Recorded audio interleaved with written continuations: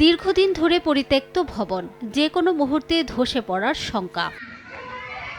বাগেরহাটের মোংলায় ১৯৯৮-৯৯ অর্থ বছরে নির্মিত এই স্কুল ভবনগুলো ২০১৭-১৮ সালে পরিত্যক্ত ঘোষণা করা হয়। নতুন ভবন তৈরি হওয়ায় ২০২০ সাল থেকে ৩৪টি স্কুল ভবন পুরোপুরি অব্যবহৃত পরিত্যক্ত অবস্থায় পড়ে আছে। বর্তমানে অনেক ভবনের কাঠামো অবশিষ্ট নেই। ইটের দেয়াল আর পলেস্তারা ছাড়া সবটুকুই লুটপাট করেছে চোরচক্রের সদস্যরা।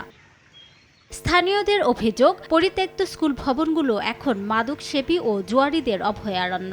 পরিত্যক্ত ভবনের ঝোপঝাড়ে বেড়েছে সাপের উপদ্রব। এমনকি কোথাও কোথাও সরকারি ভবনের কক্ষ দখল করে অবৈধভাবে বসবাস করছেন কেউ কেউ। পরিত্যক্ত ভবনগুলো দ্রুত নিলাম দিয়ে স্কুলের খেলার মাঠ উদ্ধার ও শিক্ষার সুষ্ঠু পরিবেশ ফিরিয়ে আনার দাবি শিক্ষক, শিক্ষার্থী ও এলাকাবাসীর। মাঝে কিছুদিন আগে সাপেরও কিছু উপদ্রব দেখা গেছিল।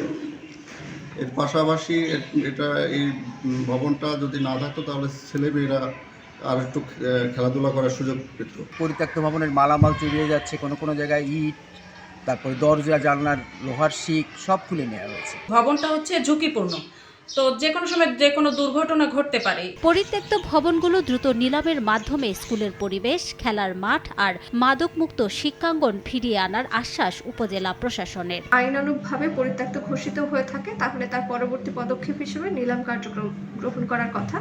তো আমি এই বিষয়ে আমার উপজেলা প্রাথমিক শিক্ষা কর্মকর্তার সাথে কথা বলে এই বিষয়টি দেখব। মোংলা উপজেলায় ৭১টি সরকারি প্রাথমিক বিদ্যালয় রয়েছে, সবকটি নতুন ৩-তলা সাইক্লোন শেল্টার কাম স্কুল ভবন। সময় সংবাদ, মোংলা।